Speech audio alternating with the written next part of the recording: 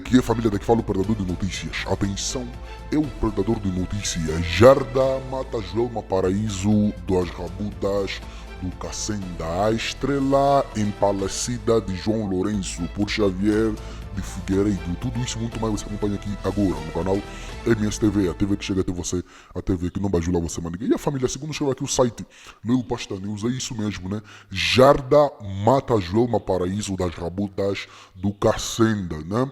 A cantora e dançarina Juliette Gomes Manuel, mais conhecida por Joelma Paraíso das Rabudas do Cacenda, faleceu na madrugada do dia 24, né, de maio de 2021, vítima de doença. Fontes próximas que falaram Lil Pasta News disseram que a dançarina Joelma apresentava dificuldade na jarda já há alguns dias e problemas respiratórios.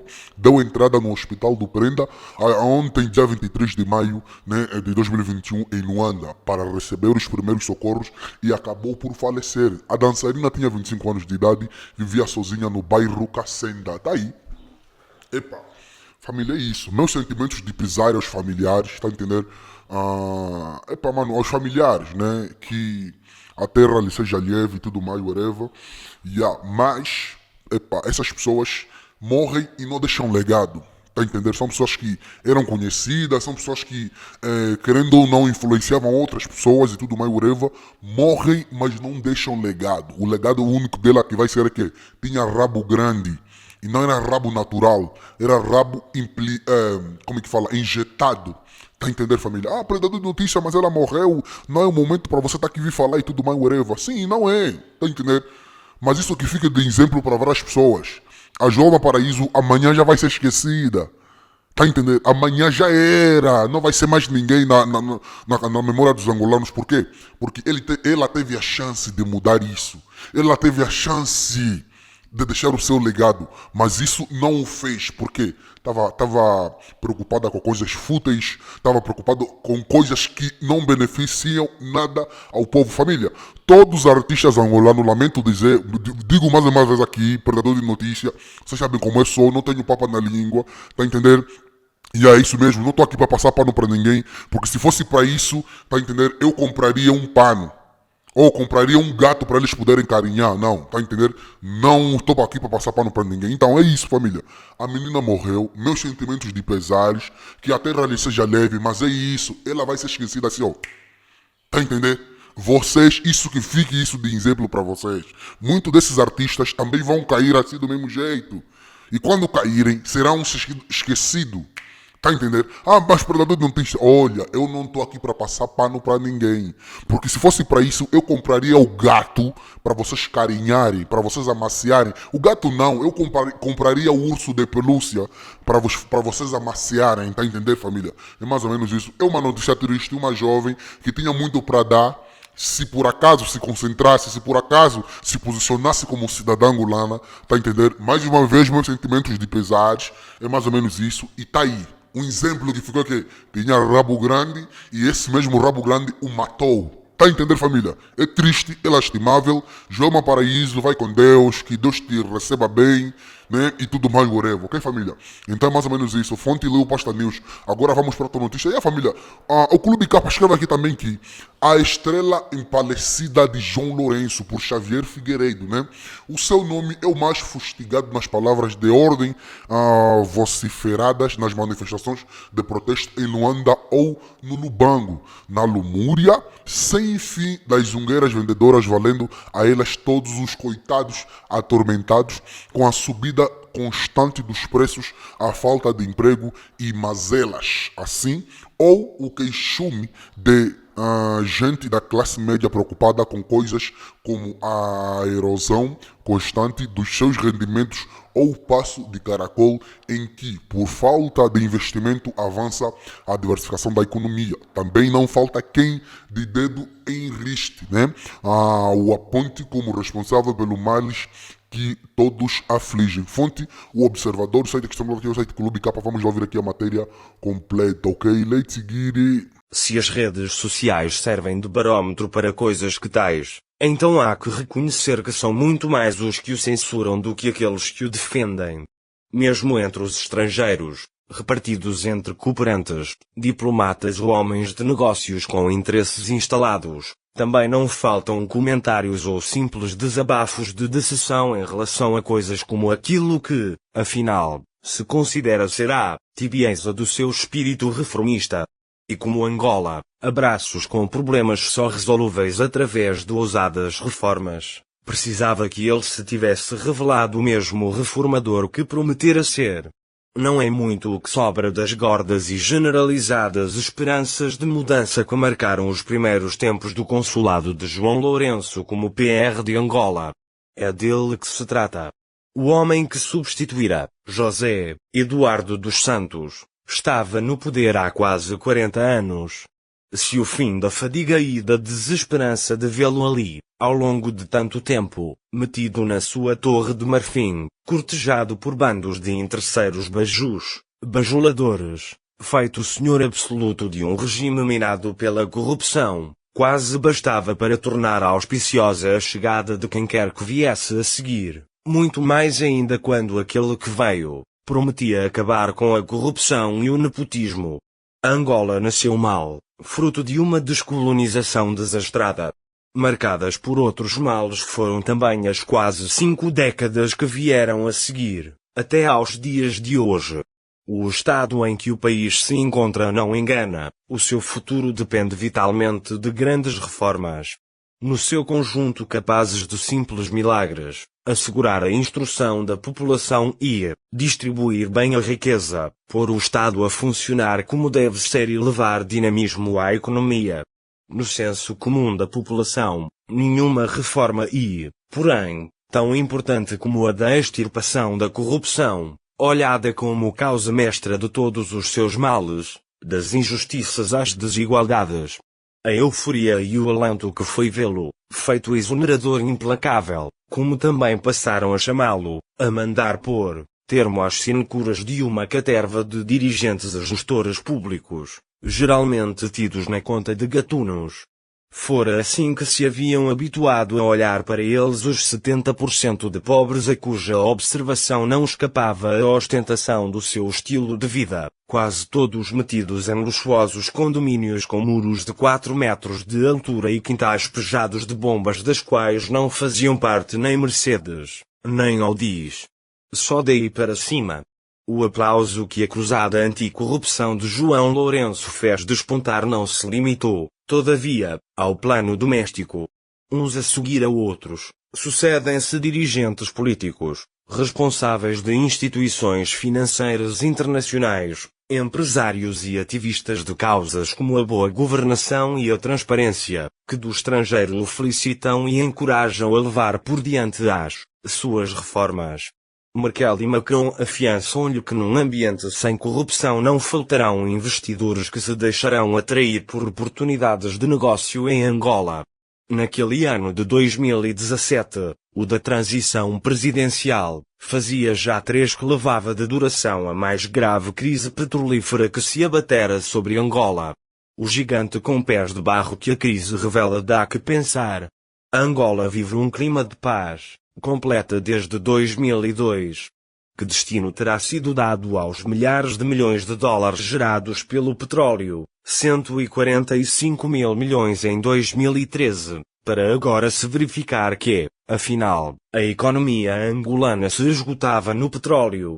A tão propalada diversificação da economia, destino de muito propalados investimentos, afinal não passava de uma miragem.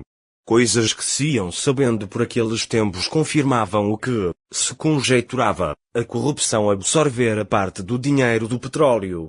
Os dias e os meses cheios de coisas cheias que começaram a correr depois daquele em que João Lourenço se apresentou no mausoléu de Agostinho Neto para a sua solene investidura, foram de confirmação das razões do ambiente de festa que rodeou a sua chegada à Suprema Magistratura do Estado. Ninguém ficou indiferente a pormenores, como o reduzido aparato da sua escolta nos movimentos de circulação em Luanda ou como a descontração com que se apresentou numa conferência de imprensa nos jardins do Palácio. E como encheram os olhos de toda a gente aquelas fotografias que o apresentavam no Mossul, de calções e sem vestígios da presença daqueles anjos da guarda de ar marcial de outrora. Se o estilo de Giló passara a ser, tratado assim, carinhosamente, cativava pela simplicidade, a descompressão política e social em que o país entrou, de certeza por via de orientações suas, essa também foi pasto de aplausos.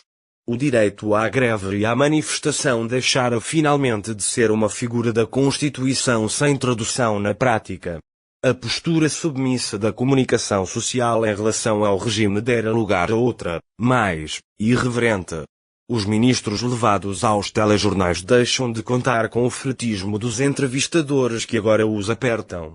Os defeitos da construção e das obras públicas chinesas passam de tema tabu, nada contra a China, a assunto de reportagem.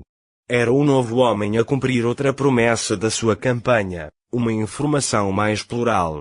Escolhido por Santos, mas senhor de si na autocracia perfeita que foi a de José Eduardo dos Santos, a escolha do seu substituto não podia ser-lhe estranha. A sua inclinação por João Lourenço, começada a notar 2 anos antes, parecia desprovida de sentido lógico tendo em conta que não se tratava propriamente de alguém da sua confiança. À luz da racionalidade política que o antigo presidente terá seguido, essa imagem de João Lourenço deve ter valido, como um dos elementos que mais terá pesado na escolha. Seria muito incerta a afirmação de um sucessor que fosse visto como um pau-mandado seu, pior ainda um familiar, como chegou a aventar-se. Os tempos de vacas magras que já se viviam e os que vinham aí obrigavam a uma escolha mais criteriosa. Para a contradição entre a escolha de um homem em quem não deposita inteira confiança e a evolução, na continuidade que espera venha a marcar a sua ação, Gés parece ciente de que tem uma solução. Manter-se-á como líder do partido, o MPLA, artifício por si só capaz de condicionar o seu sucessor, na pessoa de João Lourenço. O partido já não é marxista-leninista, mas graças a vantagens como a sua hegemonia política, controla o Estado e por via deste a própria sociedade. O aparelho do partido está, também cheio de gente que lhe é afeta. E há de aproveitar os seus últimos tempos como chefe de Estado para garantir a continuação de gente da sua confiança à frente de instituições-chave do Estado. Não estavam certas as expectativas de José Eduardo dos Santos. Será curta a vida dos homens de mão por ele deixados à frente de organismos do Estado ou nas empresas públicas. Os decretos presidenciais, que lhes prolongavam os mandatos acabariam por ser derrogados por outros, do novo presidente, pondo simplesmente termo a os mesmos. O primeiro a ser roado não podia ser mais simbólico, Antônio Sumbula, PCA da Andiama, um homem especialmente ligado ao anterior presidente e respectiva família. Dali a nada será a vez da própria Isabel dos Santos a deixar o comando da Sonangol. De caminho, começa a abrir brechas o próprio modelo de poder repartido engendrado por José Eduardo dos Santos. O poder e a influência de João Lourenço como chefe de Estado, mais a boa aura que continua a ser a sua na sociedade, haveriam de revelar-se eficazes como focos de pressão calculados para levar o seu antecessor a deixar a direção do partido. Em junho de 2018, manifestamente magoado e provavelmente arrependido da escolha que fez para lhe suceder como Presidente da República, José Eduardo dos Santos renuncia à direção do partido. Dali a menos de um ano deixará o país. Nunca mais voltou. Na evolução na continuidade, ou a transição tranquila, que José Eduardo dos Santos terá esperado que viesse a ser a do seu consulado para o de João Lourenço, este terá simplesmente visto uma espécie de colete de forças, que o impediria de se afirmar politicamente e consolidar o seu próprio poder. Ao contrário, José Eduardo dos Santos, não apenas o próprio mas acrescentando a ele a família e os seus protegidos, acabaria por manter intactos interesses e influências que no seu conjunto poderiam representar um centro de poder paralelo. João Lourenço fintou esse destino, foi o que fez. Do júbilo às dúvidas, o fator que mais decisivamente contribuiu para que a vasta popularidade de João Lourenço passasse do alfa inicial para o ômega do presente foi o das dúvidas que foram proliferando na sociedade em relação à sinceridade, autenticidade das suas políticas de combate à corrupção. Aqueles que a justiça vai chamando à pedra são os filhos de José Eduardo dos Santos e antigos dignitários do partido e do Estado, com ele conotados.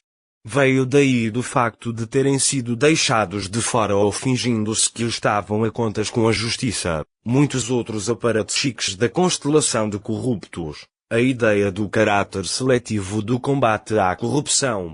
A ideia corrente de que a justiça angolana não é verdadeiramente independente do poder político, a Constituição reserva ao presidente a competência de escolher, nomear e dar posse a juízes dos tribunais superiores, por exemplo, cedo faz com que se comecem a instalar na sociedade certezas ou percepções desvalorizadoras do combate à corrupção de João Lourenço.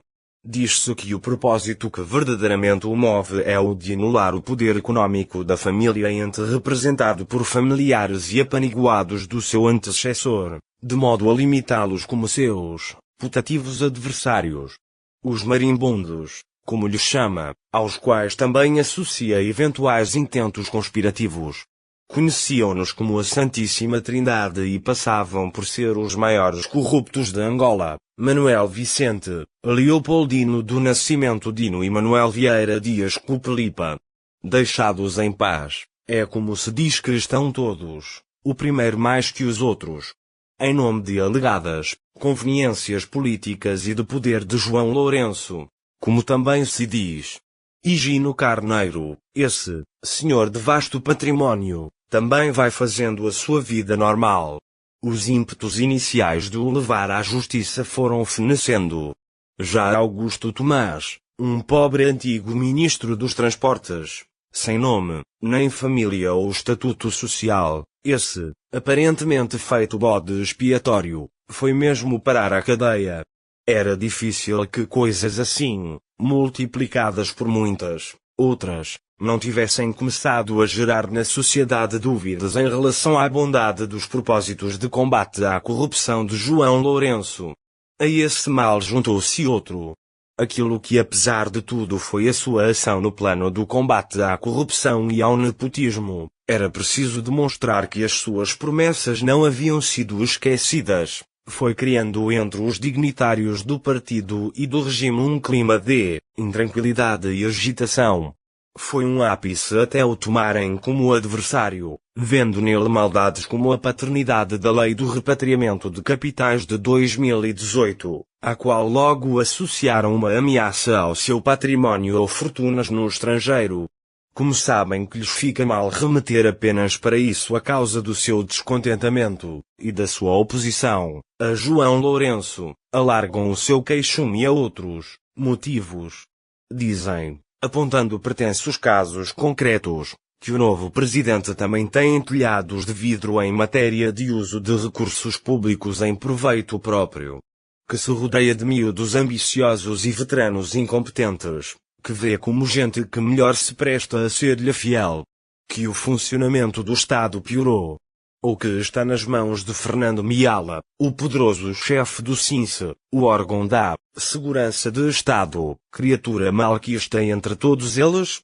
É a viver o dilema da combinação do esmorecimento do apoio popular com o crescimento da frente que contra ele aberta no partido e no regime, que se abatem sobre a cabeça de João Lourenço duas outras adversidades? A eleição de Adalberto Costa Júnior como novo líder da UNITA e a crise pandémica.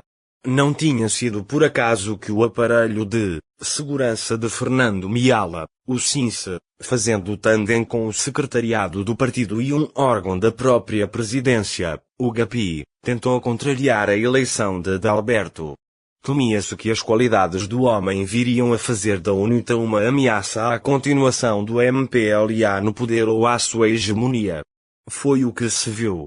O coronavírus, esse, por efeito das drásticas restrições a que deu lugar, estendeu ainda mais o mar de descontentamento da população, em especial nas cidades. desde logo por pôr a nu, agora um nu integral, um serviço público de saúde a funcionar preso em arames. Tão ou ainda mais grave do que isso, foram os malefícios sociais causados pelo abrandamento da atividade econômica. O aumento do desemprego e a degradação dos salários a que isso deu lugar agravaram ainda mais as condições básicas de vida de uma população do antecedente já severamente atingida pela crise da queda do preço do petróleo declarada em 2014. Havia uma maneira clássica de enfrentar a emergência que em 2014 pôs Angola perante a dura realidade de ter de passar a contar muito menos com um recurso, o petróleo, depois da independência convertido em base quase única sua economia, na verdade uma petroeconomia. Era voltar a pôr de pé setores da economia de que dependia a economia no tempo colonial.